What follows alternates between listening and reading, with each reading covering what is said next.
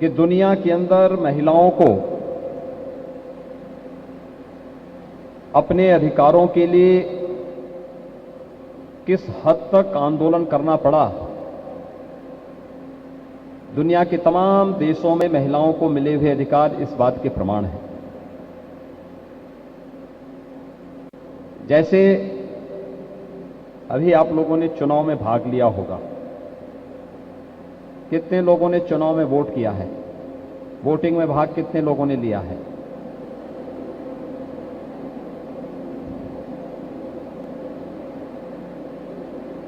आप देख सकते हैं कि ये वोटिंग राइट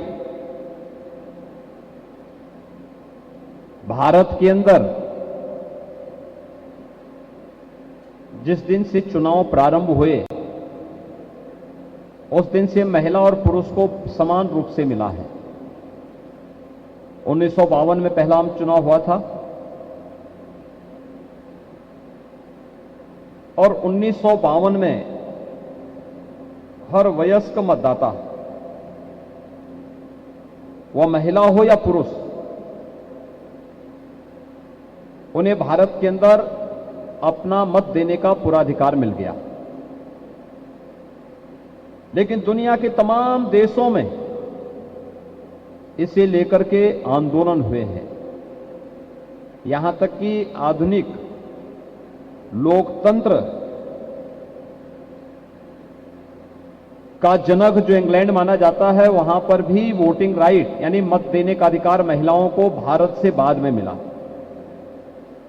जो अपने आप को बहुत आधुनिक कहता है, उन देशों में भारत से देर में महिलाओं को अपना वोट देने का अधिकार प्राप्त हुआ।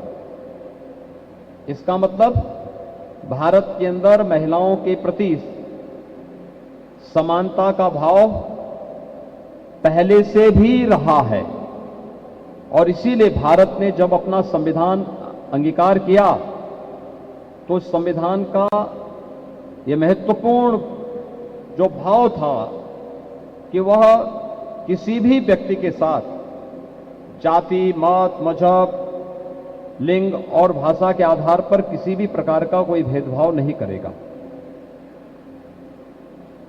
एक समता का व्यवहार सबके साथ होगा। स्वतंत्रता, न्याय, स्वतंत्रता और समता, ये भारत के संविधान की मूल आत्मा का हिस्सा रहा है, जिसमें महिला और पुरुष में कोई भेद न हो। लेकिन उस सब के बावजूद समय के अनुरूप ये प्रक्रिया बहुत अच्छे ढंग से आगे नहीं बढ़ पाई होगी, जिसके कारण बहुत सारी जगहों से शिकायतें मिलती थी। और इसीलिए जो मैंने आपसे कहा कि यहां पर पहले हमें जानकारी होनी चाहिए कि वास्तव में केंद्र और प्रदेश सरकार की ऐसी कौन सी योजनाएं हैं जो योजनाएं महिलाओं के कल्याण से जुड़ी हुई हैं, उनके सम्मान से जुड़ी हुई है, उनके स्वावलंबन से जुड़ी हुई है। क्योंकि हमेशा कोई समाज या कोई वर्ग पिछड़ता तब है जब उसे जानकारी नहीं होती है किसी व्यवस्था के बारे में या शासन की योजनाओं के बारे में या व्यवस्था के किसी उसके बारे में उसे जानकारी नहीं होती, वह उसमें पिछड़ जाता है। और इसलिए अक्सर मैं इस बात को कहता हूं कि शासन की